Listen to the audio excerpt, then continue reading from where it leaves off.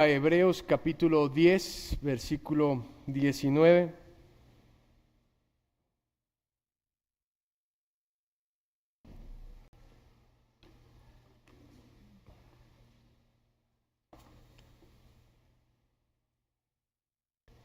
Hebreos capítulo 10, versículo 19, dice lo siguiente: Así que, hermanos, teniendo libertad para entrar en el lugar santísimo por la sangre de Jesucristo, por el camino nuevo y vivo que Él nos abrió a través del velo, esto es, de su carne, y teniendo un gran sumo sacerdote sobre la casa de Dios, acerquémonos con corazón sincero, en plena certidumbre de fe, purificados los corazones de mala conciencia y lavados los cuerpos con agua pura.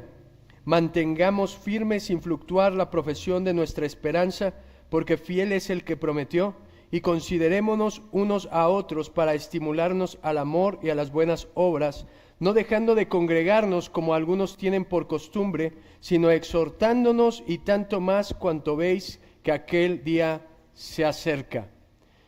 Este versículo es conocido por esa parte de no dejando de congregarnos como algunos tienen por costumbre, porque siempre que faltabas te la decía el pastor, ¿no? Pero déjeme que hoy podamos entender a la luz de todo el contexto qué es lo que nos está diciendo el Espíritu Santo a través de esto. Y lo primero es que quiero que hoy imagine que a usted lo invitan al hotel más caro, más lujoso, el mejor hotel del mundo, en un lugar paradisíaco. Imagínese, si le gusta la playa, pues en la playa; si le gusta pueblito mágico, pero es el mejor hotel, no hay ninguno como ese hotel. Y cuando se lo enseñan le dicen: mira, ahora tú tienes acceso total a poder entrar y disfrutar de todo lo que hay en el hotel. ¿Qué haría usted? ¿Verdad que no se quedaría afuera contemplando y diciendo: sí, mira, qué bonito está? Ay, por fuera la decoración, ¿cómo lo hicieron? Ay, el arquitecto, ¿cómo lo calculó el ingeniero? Ay, mira el decorador, las plantas que le puso. Sería absurdo, ¿no? Pero fíjense, muchas personas saben que Cristo murió en la cruz por sus pecados, pero ahora no saben qué hacer con ello. Han recibido las buenas nuevas del Evangelio, pero no saben o no viven a la luz de esa verdad. Sería como aquel individuo que lo invitan al hotel, que le dicen: tienes acceso gratis, y que no disfruta de ello. A veces el Evangelio se queda solo en la teoría, pero no como una realidad que transforma la vida. Y eso es una incongruencia. Y la carta a los Hebreos precisamente está escrita para los judíos, por eso se llama así la carta, Hebreos, y está escrita para judíos que ahora han venido al cristianismo, al evangelio.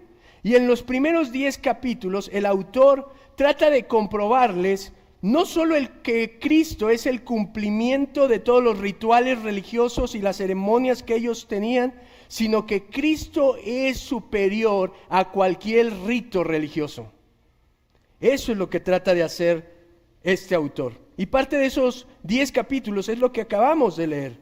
Cuando una persona viene al evangelio, simplemente hay dos posibilidades. Una persona que entiende ya el evangelio solamente tiene dos posibilidades: o creer o apostatar.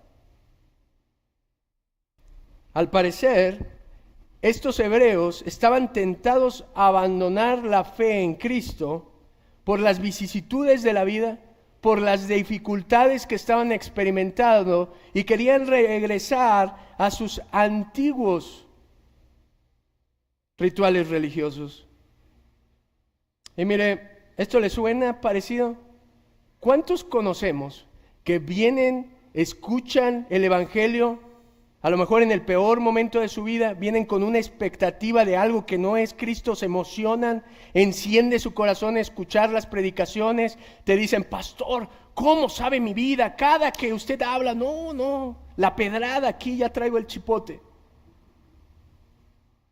Pero las cosas no salen como ellos quieren, Dios no cumple sus caprichos y pronto se van. y se pierden y no vuelven nunca más a la iglesia, no vuelven nunca más a la fe y hasta terminan peor que cuando eran inconversos. ¿Cuántos casos conoce así? Y yo me preguntaba cuando estaba estudiando esto, ¿cómo una persona puede abandonar la fe en Cristo? ¿Cómo puede ser esto? ¿Cómo una persona puede dejar a aquel que se supone que dijo que era su Señor, que era el tesoro de su vida? Y solo hay dos respuestas que encuentro a esto. O no conocen el contenido del Evangelio, o no han practicado el Evangelio. O no saben quién es Cristo, no han entendido quién es Cristo, o simplemente no lo han vivido, que eso es lo más trágico de todo. El escritor de Hebreos no solo nos dice qué hizo Cristo por nosotros, que eso sería el contenido, sino cómo deberíamos vivir en respuesta a lo que Cristo hizo por nosotros, a la obra perfecta de Cristo. Ahora, esto, mis amados, es cómo vivir un cristianismo apasionado, un cristianismo vibrante. Si hoy en día usted no le emociona venir a la iglesia, si se le hace demasiado una hora que escucha un mensaje, pero puede soportar 3 horas viendo una película en el cine o en Netflix, o para usted no es práctico en su vida el cristianismo, déjeme decirle una cosa, o usted no conoce el Evangelio, o usted no ha vivido el Evangelio. Porque todo aquel que conoce el mensaje del Evangelio, lo entiende y lo vive, no puede vivir de otra manera que no sea apasionadamente. Y esa es la manera en la que hoy quiero que entendamos la vida cristiana. Hebreos capítulo 10, versículo 19 al 25, nos muestra 3 maneras en las que el creyente debe responder a la obra de Cristo para vivir apasionadamente.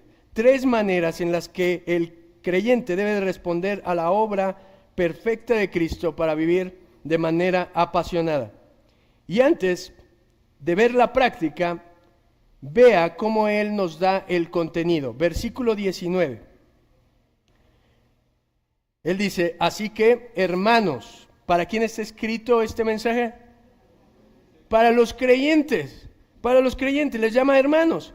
Teniendo libertad para entrar en el lugar santísimo por la sangre de Cristo. Ahora recuerde, no pierda de vista, la audiencia original eran judíos acostumbrados a todo el protocolo de la religión judía. Y él hace un contraste entre las tradiciones judías y lo que es Cristo. Y les muestra cómo en el Antiguo Testamento, usted recordará, el sistema sacrificial judío, solo una persona podía entrar a la presencia de Dios. ¿Y quién era? El sumo sacerdote. El sumo sacerdote entraba al lugar santísimo que representaba la presencia de Dios. ¿Cuántas veces? Una vez al año solamente. Y tenía, para poder entrar, que rociarse con toda la sangre de un animal inocente para poder entrar limpio delante de Dios. En Cristo se cumple perfectamente todo lo que Dios les mandó a hacer en el Antiguo Testamento. ¿Y eso qué es? Es la representación, fíjese, de que la sangre de Cristo, un sacrificio perfecto, por medio de ella, nosotros ahora tenemos libertad para entrar a la presencia de Dios. Eso es increíble.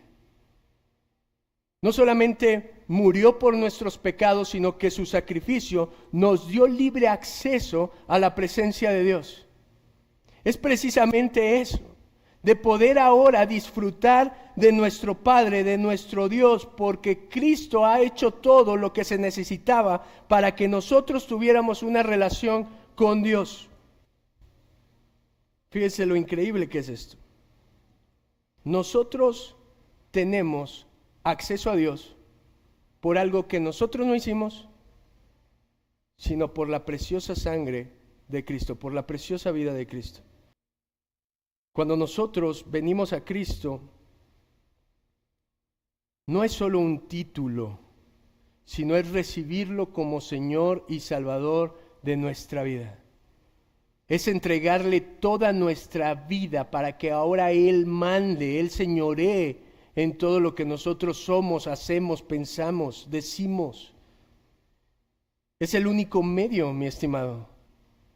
Entregarle su vida a Cristo es el único medio para llegar al Padre. Nadie puede llegar al Padre si no es por mí, dijo Jesús. Y por eso el versículo 20 de Hebreos capítulo 10 dice esto: por el camino nuevo y vivo que Él nos abrió a través del velo, esto es de su carne. El camino de Jesús a la presencia de Dios es el camino nuevo y vivo, contrastándolo con el camino que los judíos conocían, que era el camino antiguo. Y miren, en el camino antiguo ni siquiera podía llevar a los hombres a la presencia de manera simbólica, menos real, porque solamente un sumo sacerdote era el que entraba y los demás, ¿qué hacían? Se quedaban afuera. ¿Pero quiénes? Los levitas, ¿recordar esto? Los levitas se quedaban en la parte de afuera, en el lugar santo, pero los demás, ¿dónde se quedaban? En el atrio. Y del lugar santo al lugar santísimo había una barrera física que impedía ver hacia donde estaba la presencia de Dios. Y eso era un velo. Por todas partes el camino antiguo tenía una barrera para acercarse a Dios. Pero mire, el camino nuevo, y esta palabra nuevo significa recién sacrificado. El camino recién sacrificado nos lleva no a donde está el velo, sino a través del velo. Cuando la carne de Cristo se partió, no solo de manera física se rasgó el velo del templo, sino que el velo que separaba a Dios de los hombres se rompió completamente. Es increíble. Pero Jesús no solo abrió el camino, sino que ahora, vea, es nuestro sumo sacerdote. El versículo 21 dice: y teniendo un gran sacerdote sobre la casa de Dios. ¿Sabe qué significa eso? No solamente que Él nos lleva al Padre, sino que ahora Él nos presenta delante de Dios. Ahora Él es nuestro sacerdote, ahora Él intercede por nosotros. Él nos ayuda, Él conoce nuestras debilidades, Él conoce nuestras necesidades como hombres. Y es Él el que está ahí, el único mediador entre Dios y los hombres es Jesucristo, el Hijo de Dios. Y déjeme decirle esto: si puso su vida para salvarlo, ¿qué no hará para cuidarlo? Ahora, ¿cómo responder y vivir de una manera apasionada por Cristo? Un cristianismo real, vibrante. Hay 3 respuestas naturales que el creyente da a estas verdades que el autor nos acaba de decir. Solamente hay 3 en esta, que son las verdades con las cuales responde un corazón que ha conocido el Evangelio. Y a esto le llaman la tríada de la vida cristiana. Y número 1 es fe, número 2 es esperanza y número 3 es amor. Son las 3 respuestas que hacen que nuestra vida esté apasionada por nuestro Señor Jesucristo. Uno es la fe. Y dice el versículo 22: acerquémonos con corazón sincero en plena certidumbre de fe, purificando los corazones de mala conciencia y lavado los cuerpos con agua pura. Vea cómo Él lanza 3 imperativos ahora, que son estas 3 cosas que le dije, y nos exhorta, ahora que conocemos esto, ¿a qué? Primeramente, acercarnos a Dios.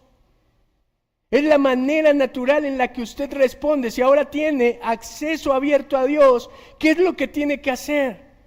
Entrar y disfrutar, mi estimado. Pero el único que no pasa es Él. El único que tiene el control de todo es Él. El único que puede cambiar las cosas es Él. Luego estamos esperanzados a la gente y nos acercamos, ay, es que este me va a ayudar, y ay, es que este es el de la influencia y no sé qué. Mamá, es un hombre. Podrá tener poder ahorita, podrá tener dinero ahorita, pero el único que verdaderamente tiene el poder, la sabiduría, y es el dueño y tiene el control soberano de toda la creación, ese es Dios. Acérquese a Él, acérquese a Él. La gente luego quiere sentir o experimentar algo cuando se acerca. Quiere sentir la presencia de Dios.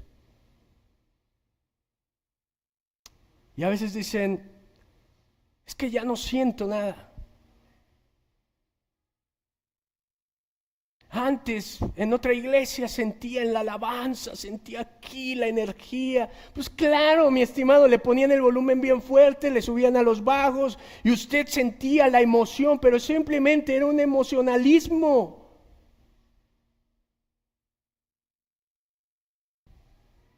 Porque nunca, escuche, el acercarse a la presencia de Dios se trata de sentir algo. Vea cuál es la base del por qué el autor nos está invitando a acercarnos a Dios. ¿Es que usted sienta algo? ¿Es que usted se emocione con algo? ¿O cuál es la base para acercarse a Dios? El sacrificio perfecto de Cristo. Ese es el argumento de por qué se tiene que acercar. Porque Cristo ha hecho una obra perfecta para que usted pueda tener una relación íntima con Dios, una historia personal con Dios.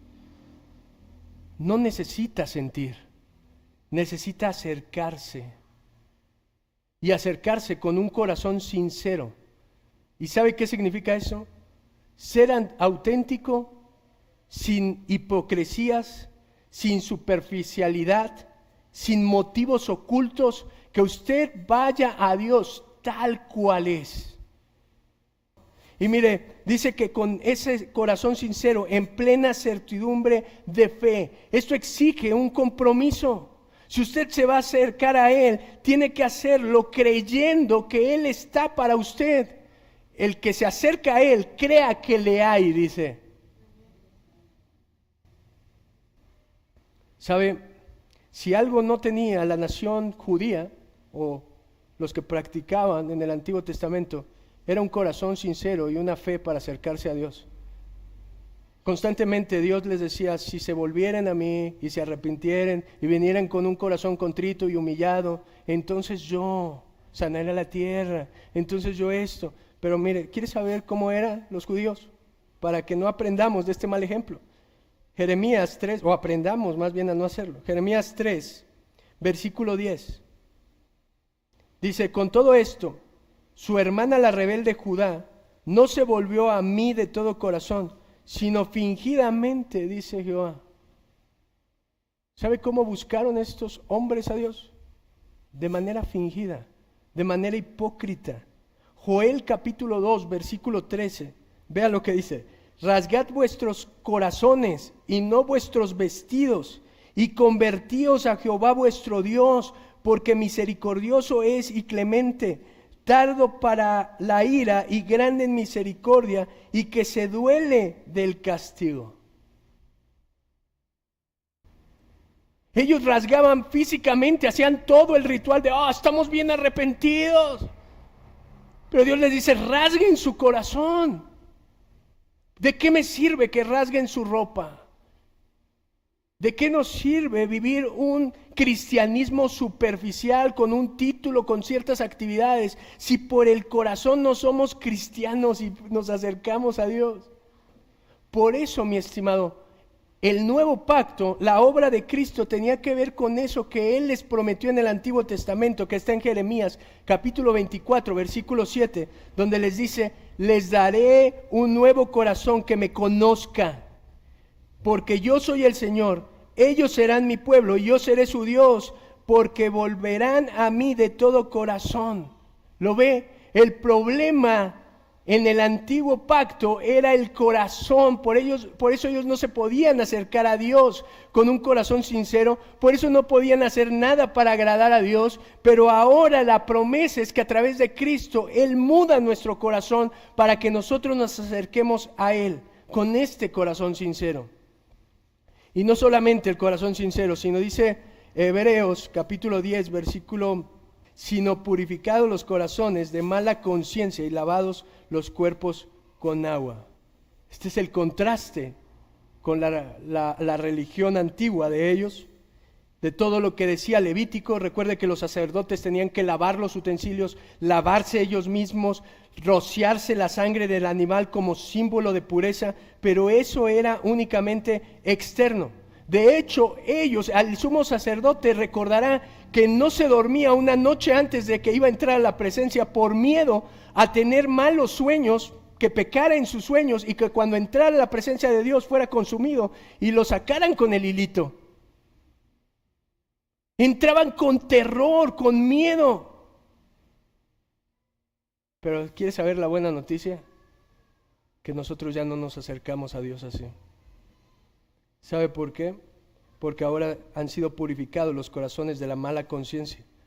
Dios puso en nosotros la conciencia para saber lo que es bueno y es malo, para saber lo que es pecado y lo que no es pecado.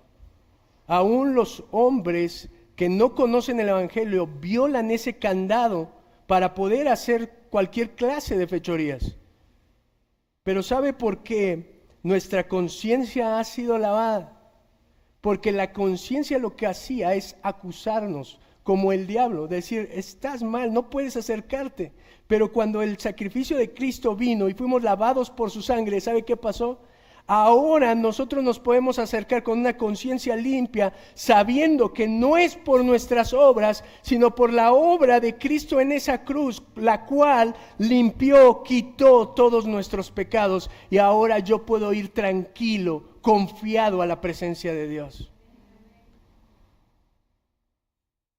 ¿Por qué no aprovecharíamos algo así? Y él dice, y lavados sus cuerpos con agua. Esto no habla de bañarse claramente, sino del equivalente a lo que los sacerdotes hacían, y era ahora nosotros con esa conciencia vivir de una manera santa para Dios. Mi amado, tiene que acercarse a Dios confiando en el sacrificio perfecto de Cristo. Eso es fe, confiar en Él. Muchas personas expresan completamente su confianza en Dios, pero nunca confían en Él.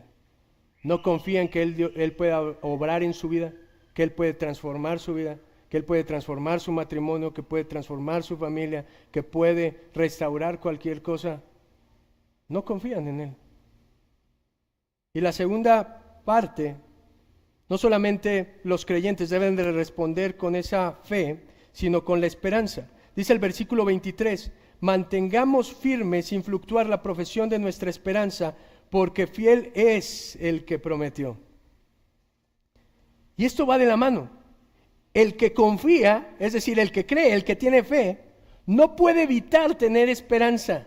¿Se da cuenta de eso? Un creyente sin esperanza es una contradicción. No hay alguien que diga, yo creo y no espere recibir nada.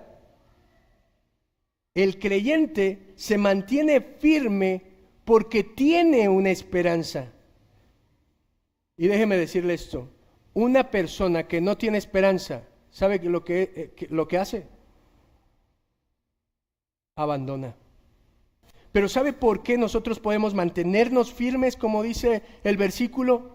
¿Por qué nosotros podemos vivir un cristianismo apasionado? Porque tenemos una esperanza en Cristo Jesús. Conocí un hombre que tenía un prostíbulo y él empezó a ir a la iglesia y estuvimos predicándole el evangelio. Yo ni sabía que a eso se dedicaba, pero estuvimos predicándole el evangelio. Usted sabe todo lo que se mueve en esos lugares, y el pastor lo motivaba a abandonar ese negocio de alguna manera. Pero ¿sabe lo que él decía? Él decía, de este prostíbulo, de este negocio depende toda mi familia. Y no le estoy hablando de sus hijos y su esposa. Dependía realmente toda la familia, hermanos, hermanas, primas, toda la familia grande ahí. Y él no podía dejar ese negocio, aunque sabía que era algo incorrecto delante de Dios, porque él decía, esto es lo que me sostiene.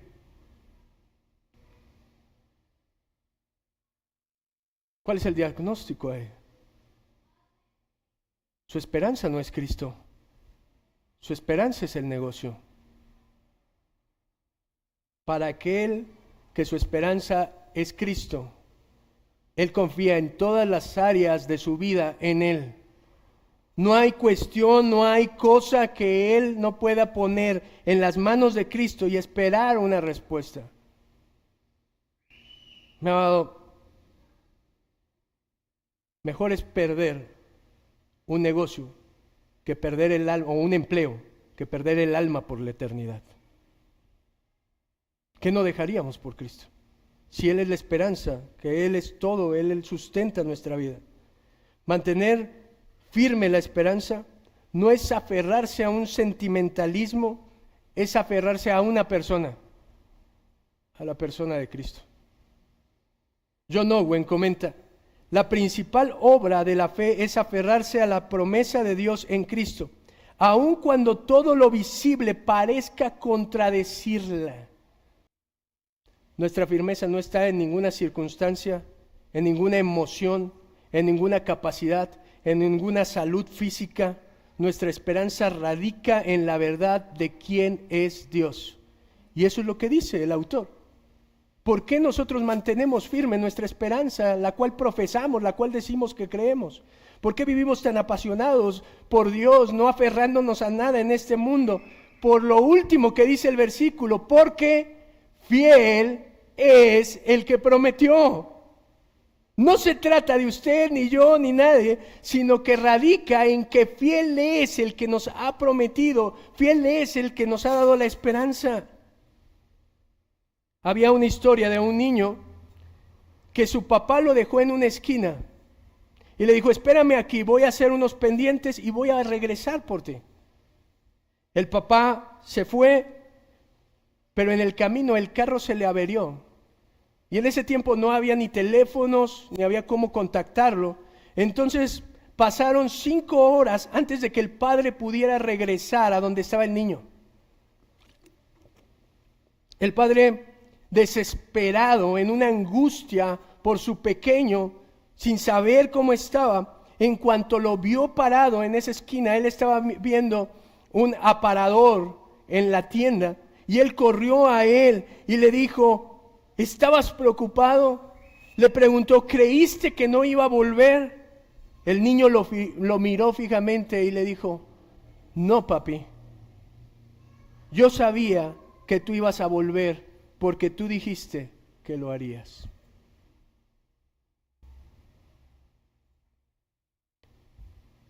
¿Cómo no vivir un cristianismo apasionado si somos como un niño que espera por nuestro Señor en la esquina de una calle? ¿Cómo no vamos a vivir apasionados si sabemos que cualquier cosa que pase en nuestra vida está bajo la soberana sabiduría de Dios? Mi amado, y la tercera cosa que respondemos para esa vida apasionada es el amor.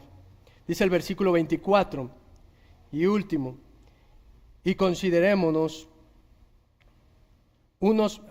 es penúltimo, y considerémonos unos a otros para estimularnos al amor y a las buenas obras. La tercera respuesta al Evangelio es el amor. El amor. No puede vivir el Evangelio de manera vibrante, sin fe, sin esperanza, pero tampoco sin el amor colectivo o comunitario. Dios no nos salvó para que fuéramos cristianos solitarios. Bueno, te quedas en tu casa y ya. O puedo escuchar YouTube a los mejores predicadores que este. Pero mire, mientras que los judíos se aferraban a todas sus tradiciones, rituales, ceremonias, cumplimientos externos del judaísmo, se aferraban a su judaísmo. El escritor de Hebreos les enseña una mejor manera de mantenerse firmes, apasionados por Dios. ¿Y sabe cuál es? Estar en la comunión con su pueblo. No se lo esperaba, ¿verdad? Es imposible, mi estimado, que viva una vida cristiana apasionada y vibrante fuera de la comunión de la iglesia, porque así fue diseñada por el Creador. Cuando nosotros creímos, nos fue dado el Espíritu Santo y Él nos bautizó en la iglesia. Es imposible vivir el cristianismo fuera de la iglesia. Muchos dicen, el cristianismo es aburrido. La iglesia es aburrida. Yo también fui joven, me las sé todas. Yo decía, mis amigos, los de la escuela, son los buena onda. Aquí, no tengo amigos. Son unos ñoños. También el pastor.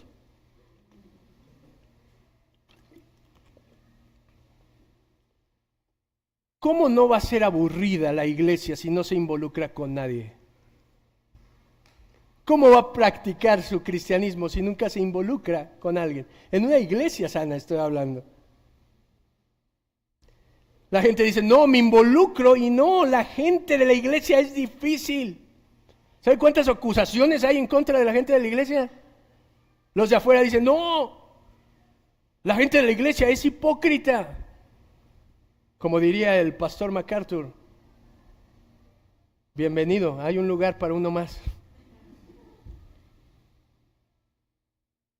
La gente es difícil en la iglesia y no se ha puesto a pensar que a lo mejor usted es más difícil.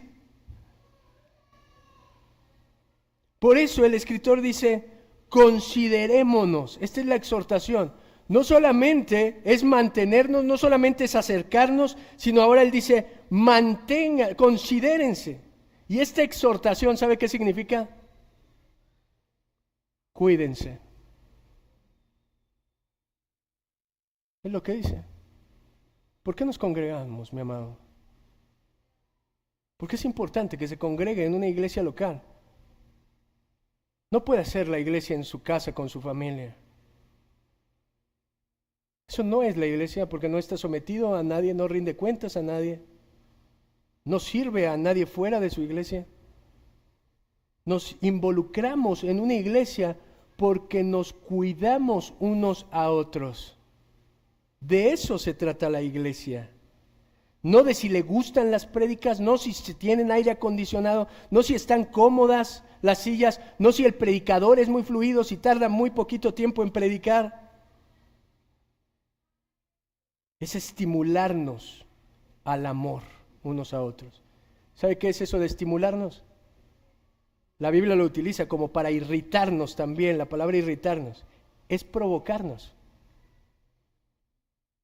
Cuando nos congregamos, nos debemos de provocar al amor y a las buenas obras. Mi amado, ¿entiende la bendición que es tener una iglesia donde congregarse? Donde hay gente que puede amar y ser amado, servirles y ser servido, adorar junto a sus hermanos. ¿Sabe el gozo que hay en mi corazón cada que escucho cantar a la gente de esta iglesia? Y que digo, están cantando lo mismo que yo y estamos adorando al mismo Dios. Pero todo esto es imposible sin congregarnos. Por eso dice el versículo 25, el último, ahora sí, no dejando de congregarse como algunos tienen por costumbre, sino exhortándonos, y tanto más cuando veis que aquel día se acerca. Por alguna razón los hebreos se habían dejado de congregar o se habían alejado de esa comunión con la iglesia, sea por pereza, desánimo o soberbia, no sabemos exactamente, pero estaban dejando de congregarse. Venían y luego se apartaban, como hoy en día. ¿Cuántas personas conocemos que son cristianos de cada mes, de cada 15 días, porque visitan la iglesia de vez en cuando? Así no es el cristianismo, mi estimado. el cansancio a menudo para muchos es suficiente para apartarnos. Estoy muy cansado, me duele aquí, pero no te duele para ver Netflix, no te duele o no estás tan mal para ir a tal lado, a la plaza. No estoy hablando de alguien que se deja congregar por un motivo de enfermedad o por algo que realmente impida el congregarse, sino por puros pretextos. Otro es la soberbia. La soberbia de decir, yo conozco lo suficiente, conozco más que los de ahí, conozco más que el predicador, que no se siente parte de lo que la Biblia llama los vil y menospreciados de este mundo, que no se siente parte de algo y enseguida encuentran los defectos en el pastor, si trae la corbata chueca, si está muy gordo ahora, si no predica bien como le gustaría o los temas que le gustarían, si los hermanos son muy simples o todavía no son muy maduros en la fe. Pero ¿sabe cuál es una de las cosas más hermosas de una iglesia sana? Que todos nos mezclamos, que aquí todos somos hijos de Dios. No importa su situación económica, no importa si es de los sabios, de los ignorantes, de los que tienen mucho, de los que tienen poco, de los que han estudiado mucho, de los que han estudiado poco, de los que saben mucho, de los que no saben nada. Aquí en la iglesia no importa, todos nos mezclamos y todos somos el cuerpo de Cristo. ¿Cómo no vamos a estimularnos si todos somos diferentes? ¿Y cómo va a estimularse lejos de la iglesia? No podemos amar a Cristo y no amar la novia de Cristo. No puede querer acercarse a Cristo y no querer acercarse a su novia. Piensen todos los esposos que digan, quiero juntarme contigo, pero con tu esposa no. Gracias por participar. Cuando una persona, mi estimado, empieza a saltearse las reuniones, no por enfermedad o una incapacidad, no por algo grave, ¿sabe que todos los pastores somos conscientes de que ese es el preámbulo de la apostasía? Es el preámbulo para abandonar, ese es el preámbulo de su declive espiritual, porque la fe no va a sobrevivir si no se practica. ¿Y por qué nos congregamos? Ahora sí, con esto voy a cerrar. ¿Por qué dice no dejen de congregarse? No está basado en sus preferencias, no está basado en los demás. ¿Sabe este mandato a qué está ligado? A lo mismo que los otros dos. ¿A qué? Al sacrificio perfecto de Cristo. No nos dejamos de congregar con la base en el sacrificio en Cristo. Está ligado a la perfección de Él, no con nosotros. El descuido en la adoración y el compañerismo es una falla catastrófica para no apreciar el sacrificio de Cristo.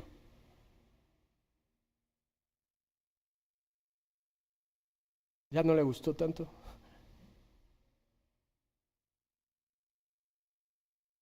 El no practicar, el congregarse, tiene que ver con una falta de aprecio del sacrificio de Cristo, porque Cristo compró con su sangre su preciosa iglesia. ¿Cómo no vamos a tener comunión con ella? Y dice el escritor, cuanto más cuando veis que este día se acerca. Mi amado, Cristo hizo todo para que nosotros viviéramos el cristianismo. ¿Cómo lo vas a vivir tú? ¿De una manera fría o de una manera apasionada? La vida cristiana es una respuesta a lo que Cristo hizo por nosotros. Y por eso ahora nosotros hacemos estas tres cosas. Nos acercamos con fe a Dios, nos aferramos a la esperanza y compartimos con otros su amor. Amén. Yo lo invito a que viva su cristianismo de esa manera. ¿Por qué no cierra sus ojos y vamos a orar?